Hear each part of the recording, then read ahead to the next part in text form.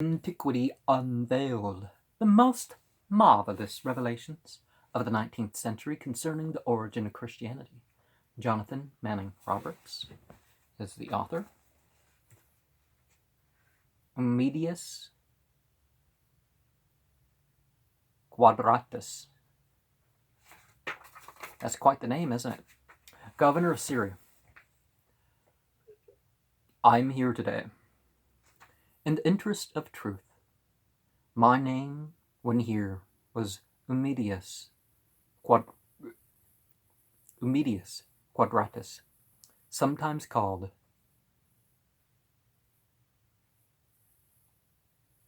Ummidius or Ummidius Quadratus. I lived amongst all classes of people and all kinds of religious beliefs in Syria. In those days, there has never been among learned Christian scholars one who has given the correct account of their sacred writings. The language used in the originals of them was what might be termed Hebraic Samaritan, while they have claimed that most of the original copies of them were written in the Greek and Latin tongues. But this was not the case. The copies in those languages were an after occurrence and took place between the 2nd and 3rd centuries. All the Jewish writings that were extant in my day, from 50 to 60, were written in the Samaritan tongue. Again, Anno Domini, if we're talking somebody who would have not been Christian, or having come back and say, maybe I shouldn't have been Christian, they wouldn't be promoting this in the year of our Lord stuff. They were the production of Indian philosophers and mediums, and were the first brought to my notice by a king named Agrippa, who said he received the copies of them from a follower of Apollonius. These copies were nothing more than an account of some god who was born of a virgin, which event took place some 900 years before my time in India. It was said that the queen, his mother, was overshadowed, and the prince was born to her, was of royal blood, and that he threw away all the worldly honors to pass into what was known to us as the ecstatic state. Perhaps a queen trying to cover up adultery because her husband realized that he couldn't be the father, or she realized that there was no fooling the husband because the husband was away, and well, whatever the case was, or just not having the relationships with the spouse. Because some of these rulers had like so many wives, it took them a year to get them back around. It's like, wait a second, I haven't been with you in 10 months. Well, more than 10, once every 10 months, thank you very much. You should have 200 wives if you can't get through them that quick, but, anyways. And that he threw away all worldly honors to pass into what was known to us as the ecstatic state. In my travels, from place to place in Syria, I have seen persons sitting under trees for days, motionless. A good deal of this was natural, but much of it was forced through the use of drugs, something similar to the modern Chinese opium smokers. Of course, the ancient Hindus and Persians did have opium, and they did have other drugs. So, when you're blissed out laying around, why in the world, if you feel more accomplished without moving, why move? The most remarkable case of a real spiritual materialization witnessed by me took place at Antioch, where a man refused to give his name, but whose name I have found out as a spirit was the same as my own, Quadratus, by means of a burnished silver glass, would sit in front of you, the sun shining clearly into the room, and while he was in this ecstatic state, I saw reflected upon this glass 17 young people pass, one after the other, all of whom I knew when they were living in the mortal form. This I could not account for, as it was impossible for any person to have access to the room where this manifestation took place. There was no one present except King Agrippa and myself, and the building was surrounded by Roman soldiers. This, I was satisfied, was an actual demonstration of what I termed the manes of my ancestors, but as a spirit I know that it was nothing more than manifestations you have in your seances of today. The Jews were a very sensitive people, exceedingly nervous and irritable, ever ready to fight the moment they thought that their religion was assailed. Now, there's a difference between your religion being threatened and your religion being criticized. Or people, your freedoms, if your freedoms are threatened, okay. But, they were mad, fanatical bigots, and it was in vain reason with them.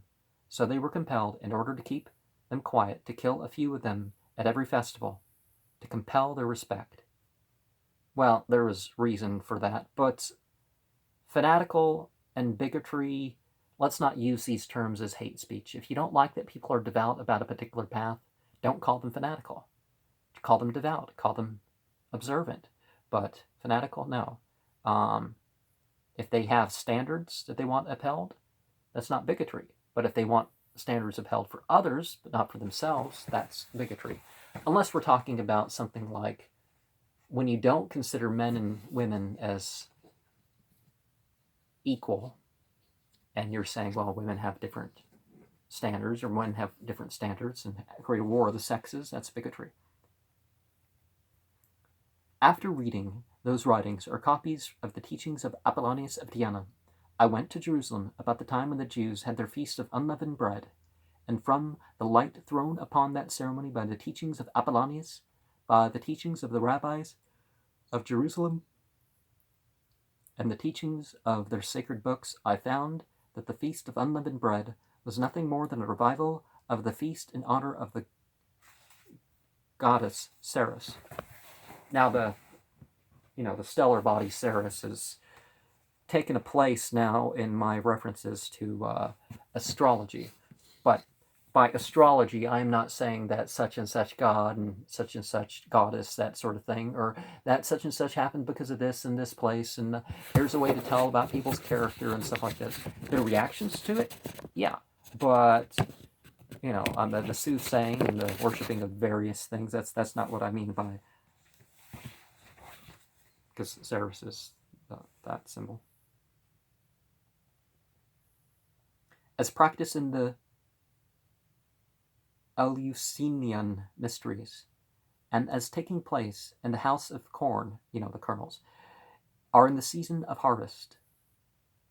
Lammas is the Christian holiday, it just was, but the cross quarter is Wednesday night. And I found also that the Old Testament, which the Jews claimed was the foundation of all the others, was in reality nothing more or less than a copy of the Greek and Egyptian religions.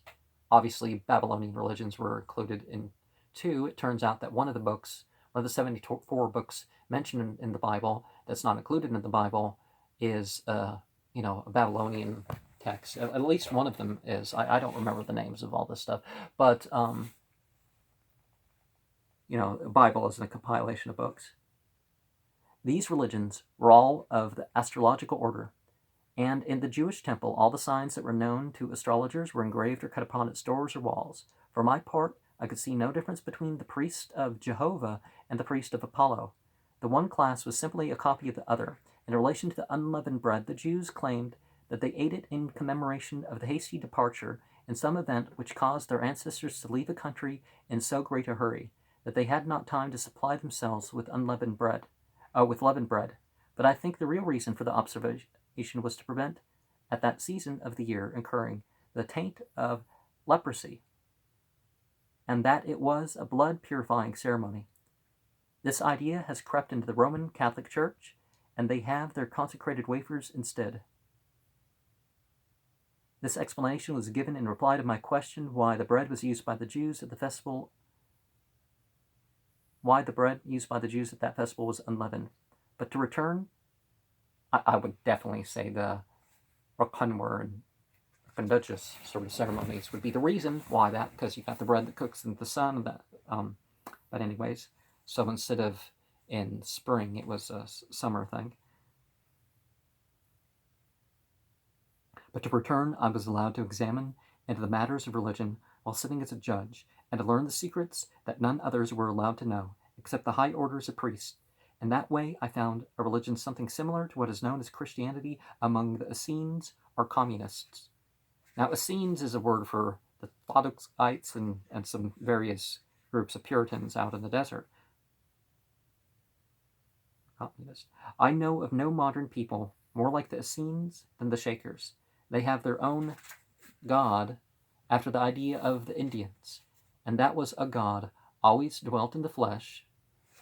That was that a god always dwelt in the flesh, and he was known to them by certain marks upon his person, said to have been born upon him, that they had also another god in the person of a woman who presided over the female portion of the scenes. And I remember, since I come to compare them, that is, since I became a spirit with the Christian teachings, that one of their teachers inculcated something that was almost word for word like the Sermon on the Mount. That letter is taken from the Essenes, as I, as a spirit, now testify. Of this I am just as sure as I am of happiness. I might communicate a great deal more, but it is necessary for me to give way in order that others may speak. But is this the end of the people speaking? I guess maybe that's the end of the people speaking. Oh, I guess maybe they claim about Zoroaster. So the Essenes, the Thottites, were strict monotheists, from what I see. So I would say that that's not true, but you can say that one of the four characters, the Essene teacher of wickedness, as Islam teaches, the 100 years before what the Christians say. Well, what happened 100 years before? Oh, there was a teacher amongst the Essenes that was considered wicked because he was putting things as open to the people. A nation of priests and priestesses, unlike the church I was raised in, where everybody had a spiritual authority, but it was, just a...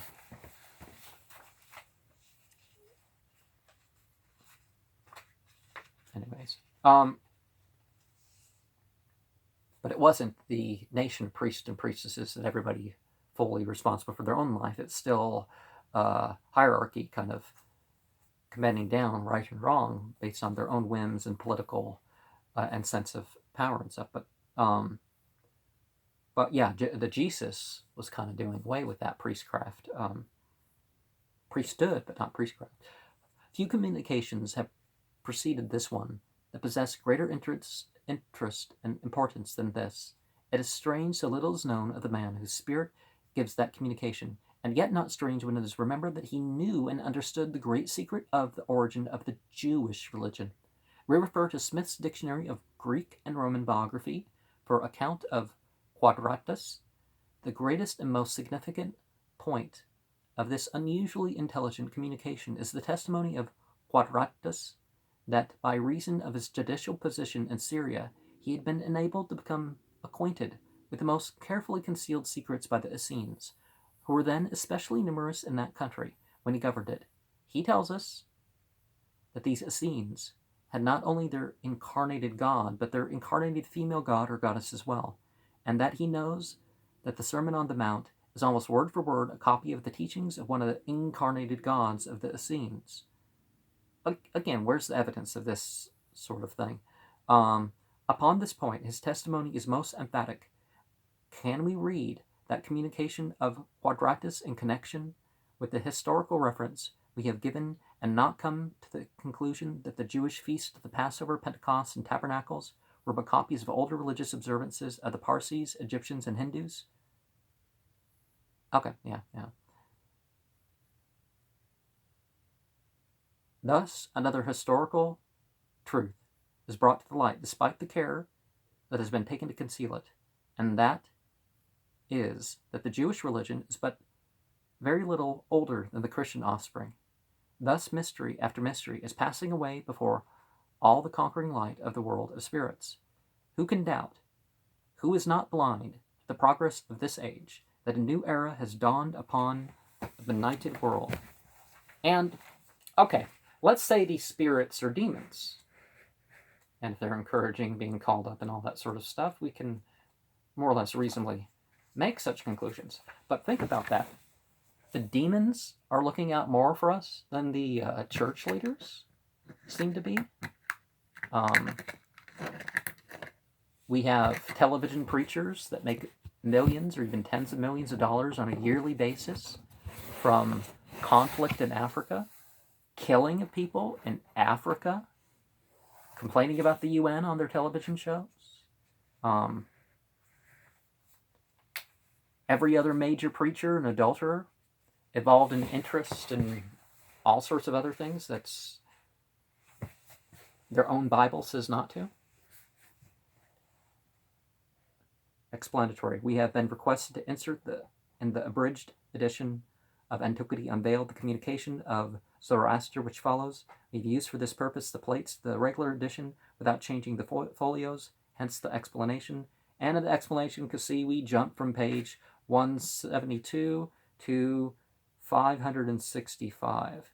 And, okay, the publisher's forward, publishing many books. We do not always agree with the opinions of our customers or the opinions presented by the books that we publish. And while there's more responsibility when you're promoting something, but we really do not have Udrazel. There's a signature in there. Probably the owner. At some point. But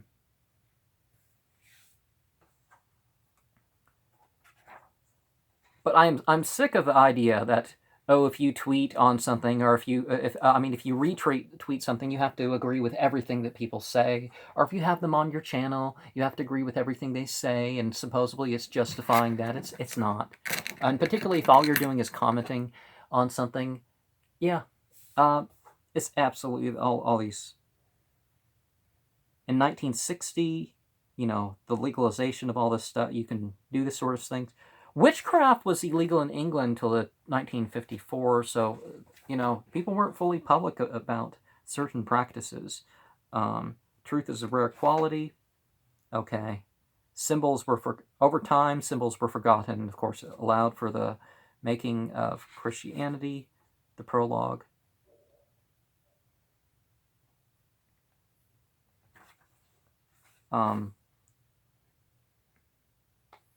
Apollonius of Tyana was urged to marry. He didn't discourage marriage, but he declined it for himself. And Paul in the Bible kind of does. He says, don't get married unless you're going to keep yourself from sinning. And okay, if you're going to keep yourself from sinning, at least, try to be separate from your spouses as much as you can. Whom do you say that I am? Thou art this. Well, they're the ones that say it. So Matthew 16, 15, 16 does not have Jesus say that he's God. It's like, well, you said it. Isn't that the response? Oh, you say I am. I'm not saying I am. You're saying it. Kind of smug response, but prior to the 4th century, frequent and general mention of Christos and his worship in the east of Rome, but nowhere can it be found at the time of Jesus Christ. The Nicene Council spread the word of Jesus to the world. The Phoenicians and Druids had the same thing as what we would call Christianity exist among them, but obviously it wasn't the same forms. Okay, so the next one is Zoroaster.